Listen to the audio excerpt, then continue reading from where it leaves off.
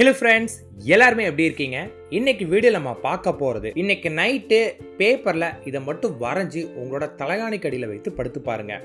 உங்கள் மேலே எவ்வளோ வெறுப்பாக இருந்தவங்க கூட உங்கள் கூட தேடி வந்து உங்ககிட்ட பேசுவாங்க. லா ஆஃப் அட்ராக்ஷன் பற்றி தெரியாதவங்களுக்கு ஒரு சின்ன இன்ட்ரோ கொடுத்துறேன். அதாவது இந்த இன்ட்ரோ எதுக்குன்னா, எனக்கு லா ஆஃப் அட்ராக்ஷன் பற்றி தெரியும் ஆனால் எனக்கு ஒர்க் ஆகலை அப்படிங்கிறவங்களுக்காக இந்த இன்ட்ரோ. உங்களுக்கு லா ஆஃப் அட்ராக்ஷன் ஒர்க் ஆகணும்னா நீங்கள் அதைய உணர்வு பூர்வமாக பண்ணணும், கடமைக்கு பண்ணக்கூடாது. அதாவது இவங்க ஒரு நாள் பண்ண சொல்லியிருக்காங்க, நான் ஒரு நாள் பண்ண எனக்கு ஒர்க் ஆகலை அப்படின்னு சொல்லக்கூடாது.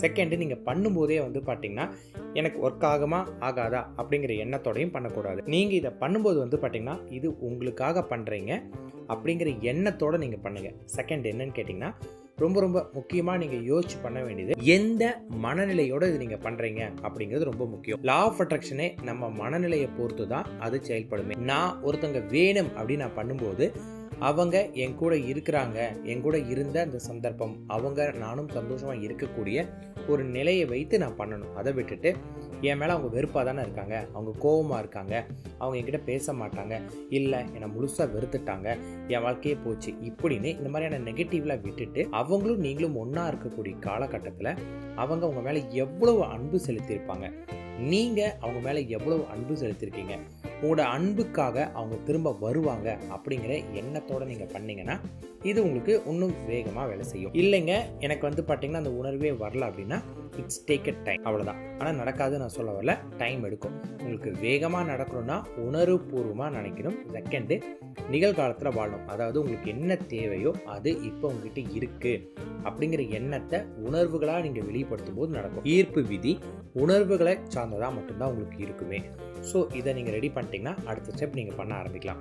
இதற்கு உங்களுக்கு தேவையானது என்னென்னா, ஒரு ரெட் கலர் பென்னு, ஒரு ஒயிட் கலர் பேப்பர் இருந்தால் போதும், வேறு எதுவும் வேண்டாம். இது நீங்கள் பண்ணக்கூடிய சரியான நேரம் எதுனா, நைட்டு தூங்குறதுக்கு முன்னாடி. ஃபார் எக்ஸாம்பிள், நான் நைட்டு ஒரு 10 மணிக்கு பெட்டுக்கு போவாங்க அப்படின்னா பெட்டுக்கு போன உடனே பண்ண வேண்டாம். நீங்கள் பெட்டுக்கு போய் அமைதியாக உட்காந்துட்டு நீங்கள் தூங்குறது ஒரு 11 மணிக்கு தூங்குவீங்கன்னா ஒரு 9:50க்கு இதை பண்ண ஆரம்பிங்க. இதை பண்ணி முடித்த உடனே நீங்கள் படுத்து தூங்க தான் செய்யணும். எக்காரணத்தை கொண்டும் அந்த நேரத்தில் மொபைல் பார்க்குறது, இல்லை வேறு ஏதாவது ரிலேஷன் ஃபேமிலி கூட பேசுகிறது, இல்லை வேறு ஏதாவது எண்ணங்களை யோசிக்கிறது அப்படின்னு எதுவுமே இருக்கக்கூடாது. என்ன பர்பஸ்க்கு பண்ணுறீங்களோ அதை பண்ணி முடிச்சோன்னா படுத்து தூங்க ஆரம்பிக்கணும். அது சம்மந்தமாக நினைக்கலாம், தப்பு கிடையாது. ஆனால் வேறு விஷயங்கள் நினைக்கக்கூடாது. ரொம்ப முக்கியம், நெகட்டிவாக நினைக்கக்கூடாது. ரொம்ப சிம்பிளாக ஒரு சைக்காலஜி என்னென்னா, ஒரு விஷயத்தை நீங்கள் நினைக்காதீங்க பண்ணாதீங்கன்னா அதுதான் நம்ம மைண்டுக்கு வரும். அப்போ நீங்கள் நெகட்டிவாக நினைக்காதீங்கன்னா நெகட்டிவாக தான் நினைப்பேன் அப்படின்னு கொண்டு போகாதீங்க. உங்களுக்கு ஒரு நல்ல தூக்கம் வேணும்னா அவங்களும் நீங்களும் சந்தோஷமாக இருந்த விஷயங்கள் மட்டும் நினைக்க ஆரம்பிங்க. அது உங்களுக்கு ஒரு பாசிட்டிவான ஒரு விஷயத்த கொடுக்குங்க. ஸோ அடுத்தது, உங்கள் உடம்பு ஏதாவது சரியில்லை, எனக்கு கொஞ்சம் கோல்டாக இருக்குங்க, தலைவலியாக இருக்குது, வயிறு வலியாக இருக்குது, முதுகு வலியாக இருக்குது அப்படின்னா நீங்கள் இந்த மாதிரியான காலகட்டத்தில் பண்ணாதீங்க. ஏன்னா ஆல்ரெடி உங்கள் உடம்பும் சஃபர் ஆகிருக்கு. நீங்கள் இதை பண்ணும்போது உங்களோட முழு கவனம் அதில் வைத்து பண்ண மாட்டீங்க. அந்த காரணம் தான். செகண்ட், நான் ஏதாவது போதை வஸ்துக்கள் எடுத்திருக்கேங்க அப்படின்னாலும் வேண்டாம். இது மனம் தெளிவில்லாமல் இருக்கும். அசைவ உணவு சாப்பிட்றது ரொம்ப நெஞ்சு வரைக்கும் சாப்பிட்டுட்டு இருந்தாலும் பண்ண வேண்டாம். மற்றபடி எல்லா நாட்களும் எல்லா நேரங்களும் பண்ணலாம். உங்கள் உடம்புல எந்த ஒரு வலி இந்த மாதிரி எதுவுமே இல்லாத, பெயின் இல்லாத ஒரு சமயத்தில் பண்ணிங்கன்னா ரொம்ப சூப்பராக உங்களுக்கு ஒர்க் அவுட் ஆக ஆரம்பிக்கும். ஓகே, இப்போ நம்ம எப்படி பண்ணுறதுன்னு பார்த்தலாம். முதல்ல ஒரு பேப்பர் எடுத்துக்கோங்க, பெட்டில் போய் உட்காருங்க. பெட்டில் போய் உட்கார்ந்தோன்னா முதல்ல கண்களை மூடிக்கிட்டு நீங்களும் அவங்களும் என்ன பர்சனுக்காக பண்ணுறீங்களோ நீங்கள் 2 பேருமே சந்தோஷமாக இருந்த அந்த நிலையை நினைக்க ஆரம்பிங்க. 2 பேரும் எந்த அளவுக்கு சந்தோஷமாக இருந்திருப்பீங்க இல்லையா, அதை நினைக்க ஆரம்பிங்க. முதல்ல நீ அவங்கள மீட் பண்ணது, அவங்க உங்ககிட்ட பேசின வார்த்தைகள், உங்களுக்குள்ள சேட்டிங் எந்த அளவுக்குலாம் போயிட்டு இருந்துச்சு, முதல்ல எப்படி ஒரு ஹெவனில் வாழ்ந்துருப்பீங்க இல்லையா, அந்த விஷயங்களை திரும்ப திரும்ப திரும்ப திரும்ப யோசிக்க ஆரம்பிக்கும். அப்போ உங்களுக்கு மனசுலேயே ஒரு சந்தோஷம் வர ஆரம்பிக்கும். அந்த சந்தோஷம் வந்து மன அமைதியான பிறகு வந்து பார்த்திங்கன்னா மனசுக்குள்ளார வந்து பார்த்திங்கன்னா எனக்கு கால் பண்ணு, எனக்கு கால் பண்ணு, எனக்கு கால் பண்ணு அப்படின்னு சொல்லிகிட்டே இருங்க. இதை வந்து வெறும் வாய் வார்த்தையாக சொல்லாமல் நீங்கள் அவங்கள நினச்சி நீங்கள் சொல்ல ஆரம்பிக்கணும். அதே போல் நாளைக்கு எனக்கு ஃபோன் வரும் அப்படிங்கிற எண்ணத்தோடு நீங்கள் பண்ண ஆரம்பிக்கணும். அதன் பிறகு நீங்கள் என்ன பண்ணால் மனம் தெளிவாகிருச்சு, நான் ஒரு ஸ்டேபிள் ஆகிட்டேன் அப்படின்ன பிறகு ஒரு பேப்பர் ஒன்று எடுத்துக்கோங்க. அந்த பேப்பரில் வந்து பார்த்திங்கன்னா ஃபஸ்ட்டு வந்து அவங்களோட பேர், அவங்க பேர் என்னவோ அவங்க பேர் போட்டுட்டு அதில் வந்து பார்த்திங்கன்னா ஒரு சர்க்கிள் ஒன்று போட்டுகிட்டே இருங்க. அந்த சர்க்கிளை வந்து 3 டைம்ஸ் நீங்கள் சர்க்கிள் போடணும். அப்புறம் அது பக்கத்துலேயே வந்து பார்த்திங்கன்னா உங்களோட பேர் எழுதுங்க. இன்கேஸ் நீங்கள் பையனாக இருந்தீங்கன்னா ஃபஸ்ட்டு உங்களோட பேர், செகண்டு கேர்ளோட நேம்.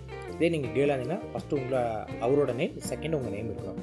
இந்த மாதிரி எழுதிட்டு அதுக்கு மேலே ஒரு 3 டைம்ஸ் சர்க்கிள் போடணும். சர்க்கிள் போட்ட பிறகு வந்து பார்த்திங்கன்னா அந்த சர்க்கிளும் இந்த சர்க்கிளும் இணையிற மாதிரி ஒரு இன்ஃபினிட்டி சிம்பிள் மாதிரி அதை நீங்கள் மாற்ற ஆரம்பிக்கணும்.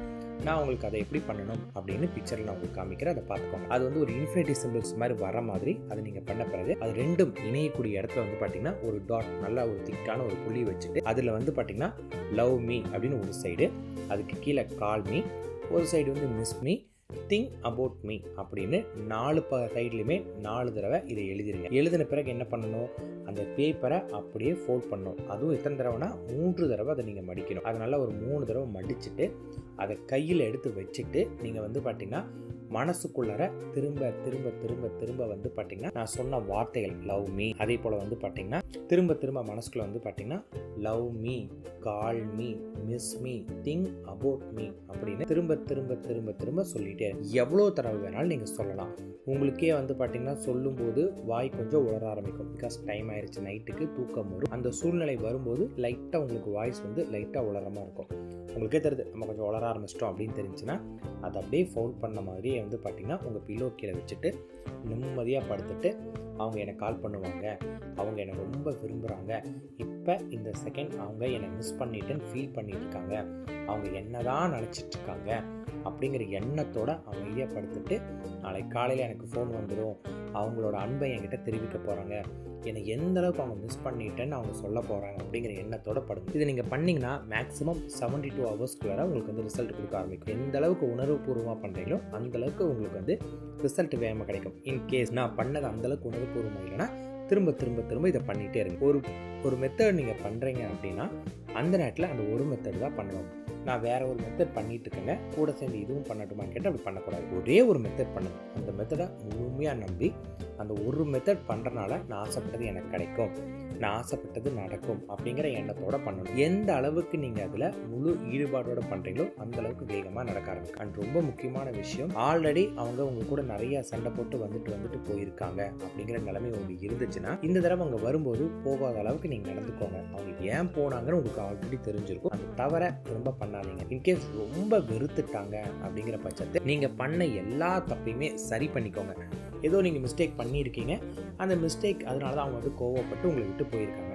ஸோ அந்த மிஸ்டேக்கு எல்லாத்தையுமே சரி பண்ணிக்கிட்டு அவங்க வரும்போது அவங்க எப்படிப்பட்ட பர்சனாக நீங்கள் இருக்கணும்னு ஆசைப்பட்றீங்களோ அந்த மாதிரி உங்களை நீங்கள் மாற்றி ரெடியாக இருக்கணும்.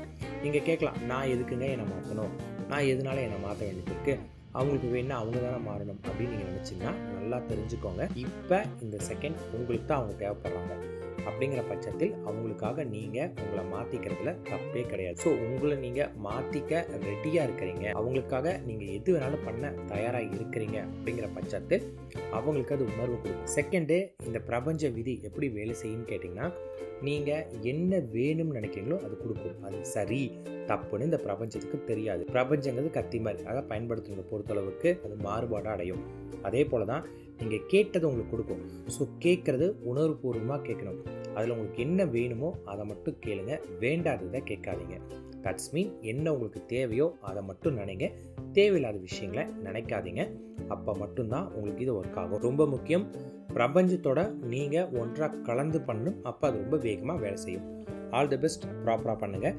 சந்தேகம் எதுனாலும் கீழே கமெண்ட்ஸ் கேளுங்க.